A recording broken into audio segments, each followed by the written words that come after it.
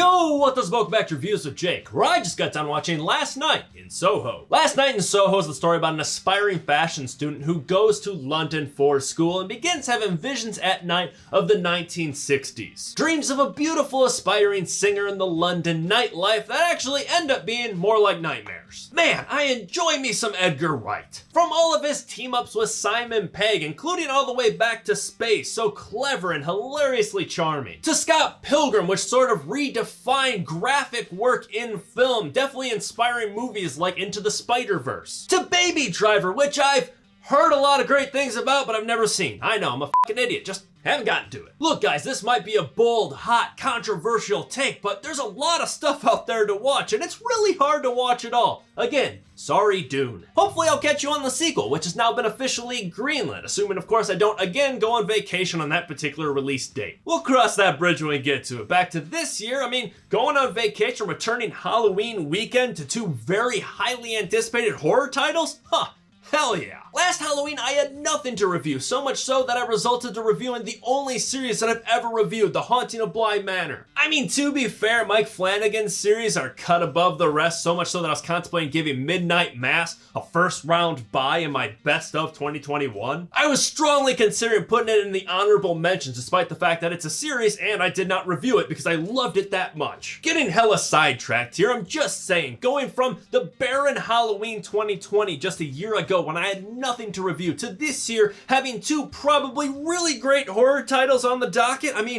Damn, Hollywood, overcompensate much? Well, the pros to this movie start with all of the things that really attracted me to it, and frankly attract me to all Edgar Wright films, and that is the direction. His films always just ooze with awesome style, and this film is no exception. There are moments that feel like classic Edgar Wright, where you have a close-up of a seemingly everyday, trivial action that is made out to be an epic movement. Pouring beers, packing a suitcase, things that are really not that cool, but they present it in a way that makes it feel like you're loading a rocket into an RPG. But while other Edgar Wright films present them in sort of a comedic way, while this film kind of follows that same formula, it does it with a completely different tone. This film is not funny at all, which is kind of a departure from every other Edgar Wright film, at least that of which I have seen, making it kind of a unique entry in his filmography. But do not mistake this for a lack of tact and meticulousness, because this movie is very well thought out, like all of his movies are. His films are always so well storyboarded, so well crafted and written. They always flow with such a great flow and progression, utilizing music in the soundtrack in a way that just feels organic, like you're kind of watching a 2-hour long music video with all of the pieces blended perfectly together. Always picking the songs used very thoughtfully and crafting the scene around every note, every drum beat,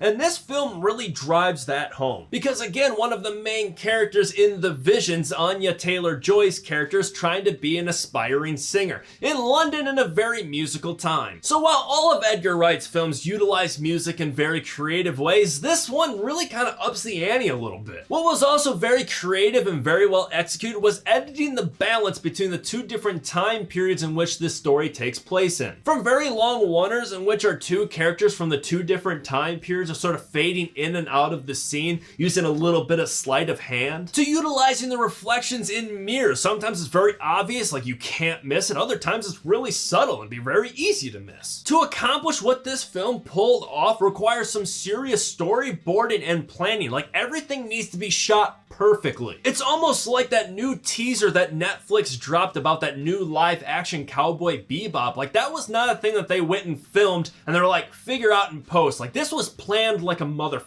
And it wasn't just the production that was so well thought out, the writing did too. It clearly had a very specific roadmap to follow. It's something that, again, Edgar Wright works into like all of his movies. Like there's a lot of dialogue that upon first watch, it seems very insignificant. You don't really think much of it at first. But then something happens later on that's sort of a reference to that seemingly insignificant line and you're like, oh, that was clever. Sometimes it's so subtle that you don't even pick it up upon the first watch. Maybe it takes the second or the third. To this day, there are still new clever nuggets that I pull out of movies like Shaun of the Dead or At World's End, which takes some really clever writing and amps up the replay value. I definitely noticed and connected a few things in this movie on the first initial watch, so I know they're there, and I'm almost certain there are plenty more that I did not notice on the first watch. I guarantee if I watched it again, I would find some more. No one does it like Edgar Wright. It's really fun. One thing that definitely does not require multiple viewing are the outstanding acting performances also in the film. Thomasin McKenzie, who plays our main protagonist, the wide-eyed girl from the country who moves to the big city,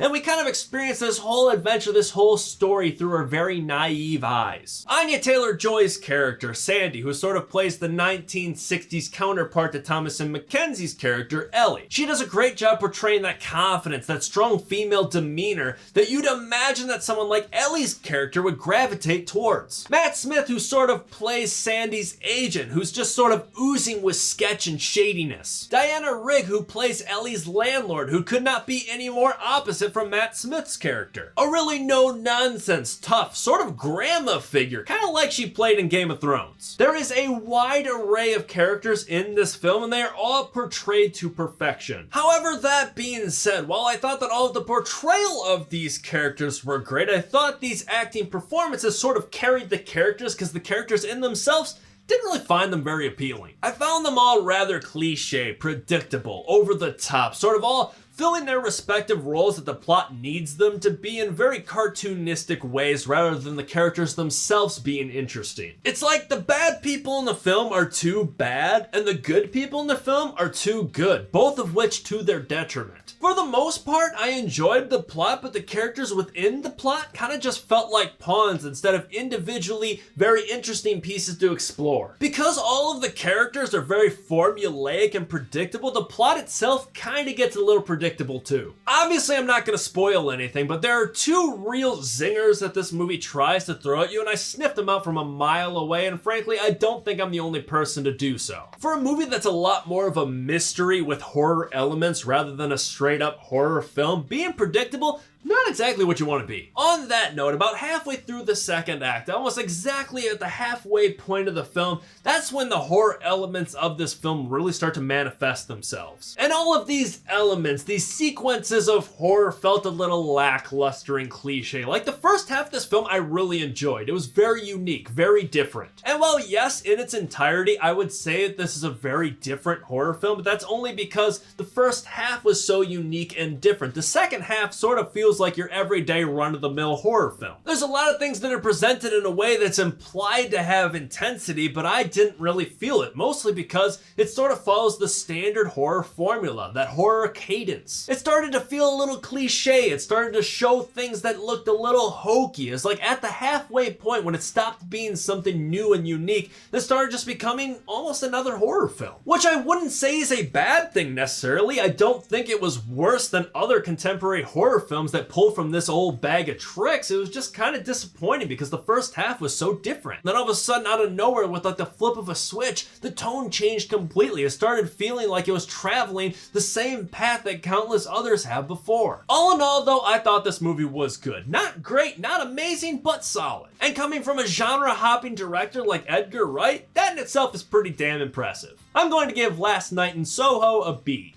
But that is just me. What do you guys think? Let me know if you agree or disagree in the comments below. And make sure to subscribe to this channel to stay up to date. New videos coming real soon. Stay safe, happy Halloween, and thanks for checking in.